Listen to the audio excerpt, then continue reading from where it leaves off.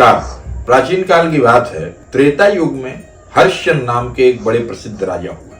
हरिश्चंद्र के राज्य में कभी भी अकाल नहीं पड़ा, न ही उनके राज्य में कोई रोगी था। ऐसे राजा हरिश्चंद्र एक बार वन में शिकार खेलने जा रहे थे। उसी समय वन में चलते हुए कुछ कातर स्त्रियों की वाणी बचाओ बचाओ बचाओ, हमें बचाओ करके राजा के कानों में आई। राजा ने उसी शब्द की तरफ लक्ष्य करके कि रुको, मैं अभी आया, डरो मत कहते हुए उसी दिशा की तरफ चले। जैसे ही राजा वहां पहुंचे कि ये कौन पापी है जो कि मेरे राज्य में स्त्रियों को प्रताड़ित कर रहा है, कहा, वो स्त्रियां तो अंतर्ध्यान हो गईं और सामने विश्वामित्र खड़े थे। राजा तो डर के मारे पीले पड़ गए, थर थर पीपल के पत्ते की तरह से कांपने लगे। विश्वामित्र की तरफ देखते हुए बोले कि ऋषिवर, मैंने ये जान के गलती नहीं करी है, मेरे अपराध को क्षमा करें।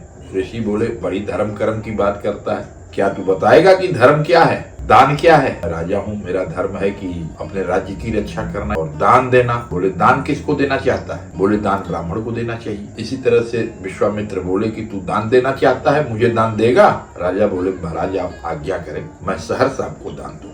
विश्वामित्र बोले, अपना सारा राज्य पाठ धन वैभव सब मुझे दान दे दे। राजा ने तुरंत बिना कुछ सोचे समझे इसी क्षण से मेरा राज्य पाठ, मेरा धन संपदा सब आपका हो गया। विश्वामित्र बोले, यदि सारी धन संपदा राज्य मेरी हो गई तो मेरे राज्य से इसी समय तुम निकल जाओ अपनी पत्नी और बच्चे को लेकर के। राजा वापस अपने राज्य आए, अपना राजपाट छोड़ करके और वापस जाने लगे। विश्वामित्र बोले कि दान देने के बाद दक्षिणा देने का भी प्रावधान होता है, क्या मुझे दक्षिणा नहीं दोगे? हरिश्चंद्र बोले कि प्रभु, मेरे पास जो कुछ था मैंने सारा आपको दे दिया है। अब सिवाय मेरे पत्नी और मेरे पुत्र के अलावा और मेरे शरीर के अलावा मेरे पास कुछ है नहीं।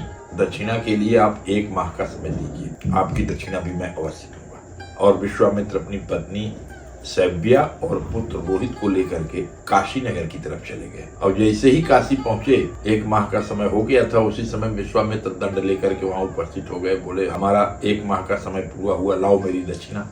राजा व्याकुल हो गए, बोले, प्रभु अभी तो मैं पहुंचा ही हूँ और कुछ मैं कर नहीं पाया, मुझे थोड़ा समय और दो। बोले, नहीं, अब बिल्कुल समय नहीं दूंगा, सूर्यास्त से पहले मेरी दक्षिणा दे दो। उनकी पत्नी ने कहा कि राजन, मुझे बेच दो, शोक न करो। बहुत दुखी मन से वहाँ एक बाजार में राजा अपनी पत्नी और पुत्र को लेकर खड़े हुए और बोलने लगे कि किसी व्यक्ति को इस दासी की आवश्यकता है तो इसको ले ले, ये दासी बन के उसके यहाँ रहेगी। वहां से एक ब्राह्मण देवता गुजर रहे थे। ब्राह्मण देवता आए, उन्होंने देखा और कुछ मूल्य दे करके सभ्या को ले लिया। जब वो सभ्या को लेके चलने लगा, रोहित जो है बार बार रोने लगा और माँ की तरफ जाने लगा। तो सभ्या बोली कि ब्राह्मण देवता, ये मेरा बच्चा है, ये मेरे बगैर नहीं रह सकता, अगर आप चाहेंगे तो आप इसको भी ले लीजिए, मेरे साथ रह लेगा। ब्राह्मण ने कुछ और धन देकर रोहित को भी लेकर के माँ बेटे को साथ लेके चला गया। वह जो धन मिला वो विश्वामित्र को राजा हरिश्चंद्र ने प्रदान कर दिया। बोले कि बस इतना सा धन? तो बोले, नहीं प्रभु, अभी मैं बाकी हूँ। और इसके बाद उन्होंने कहा कि मुझे जो लेना चाहे ले ले। तो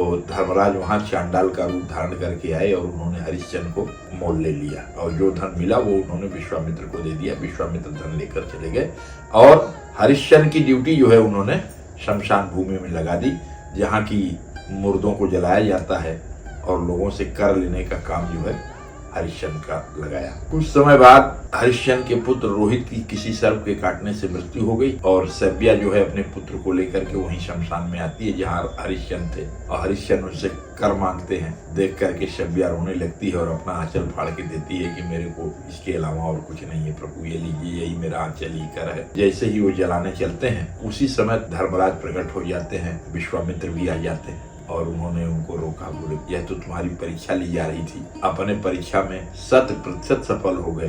राजा सत्यवादी हरिश्चंद्र के नाम से संसार में तुम्हारा नाम रहेगा। जब तक यह संसार रहेगा तब तक तुम्हारी गिनती सत्यवादियों में होती रहेगी। तुमने अपने वचन के लिए अपना सब कुछ दे दिया। ऐसे ऐसे राजा महाराजा हमारे भारतवर्ष में जन्म लिए हैं। नमस्कार।